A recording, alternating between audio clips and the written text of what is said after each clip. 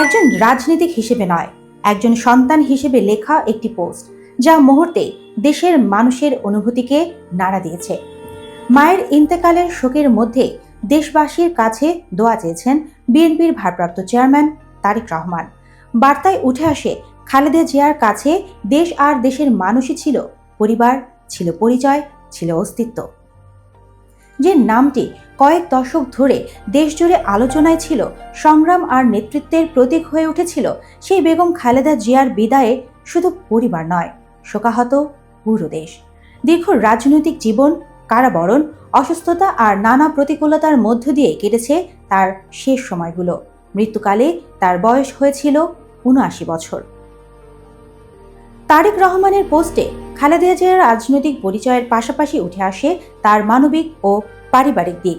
তিনি ছিলেন অনেকের কাছে দেশনেত্রী, গণতন্ত্রের প্রতীক, আবার পরিবারের কাছে একজন মমতাময়ী অভিভাবক।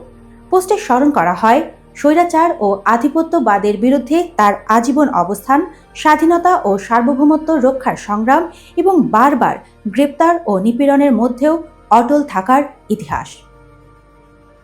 ব্যক্তিগত জীবনে স্বামী ও সন্তান হারানোর পরও দেশ থেকে মুখ ফিরিয়ে নেননি তিনি, বরং দেশ ও দেশের মানুষই হয়ে ওঠে তার সবচেয়ে বড় আশ্রয়।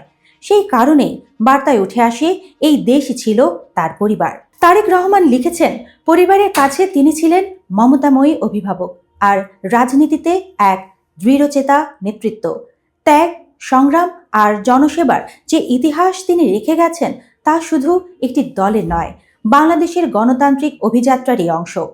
একজন আপোষহীন নেত্রী চলে গেছেন, কিন্তু রেখে গেছেন একটি সময়, একটি সংগ্রাম এবং অসংখ্য স্মৃতি, যা দীর্ঘদিন দেশের রাজনৈতিক আলোচনায় ফিরে ফিরে আসবে।